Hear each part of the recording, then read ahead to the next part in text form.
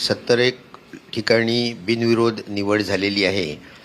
आता असं यापूर्वी मी तर कधी ऐकलं नाही. मी गेले 50 वर्ष कॉन्स्टिट्यूशन शिकवतोय.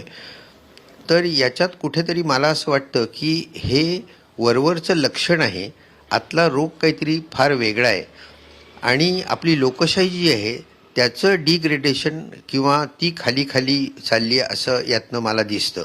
जसं एखाद्या माणसाचं वजन कमी होत आहे, तर वजन कमी होतं हे लक्षण आहे, पण त्याला आतनं कॅन्सर झालेला आहे हा रोग आहे. किंवा एखाद्या माणसाला आणखी काही खोकला येत असेल तर ते लक्षण आहे, पण त्याला टी बी झाला हे त्याचं रोग आहे. तसं आपल्या इथे आतला रोग काय आहे हे तपासून बघणं आवश्यक आहे.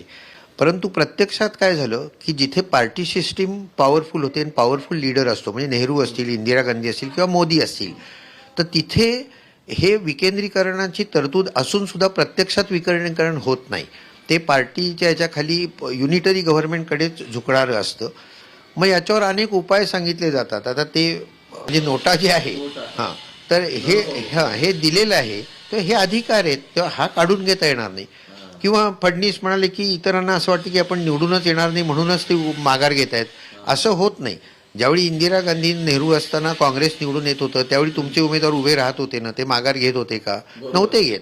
आहे आणि बिनविरोधचा पायंडा निवडणुकीच्या आधीच 71 उमेदवार निवडणुका न लढता विजयी होतात लोक. निवडणुका लढायच्याच नाही, हा एक नवीन पायंडा आला.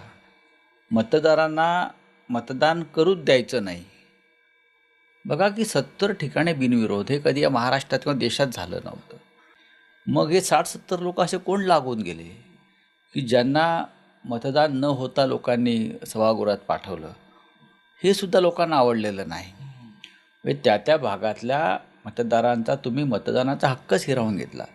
जे नवीन मतदार झालेले आहेत, जे प्रथम मतदान करणार होते, तुम्ही त्यांचाही अधिकार आणि हक्क मारलेला आहे. हे सर्व दहशत आणि पैशांचा हा जोर आहे.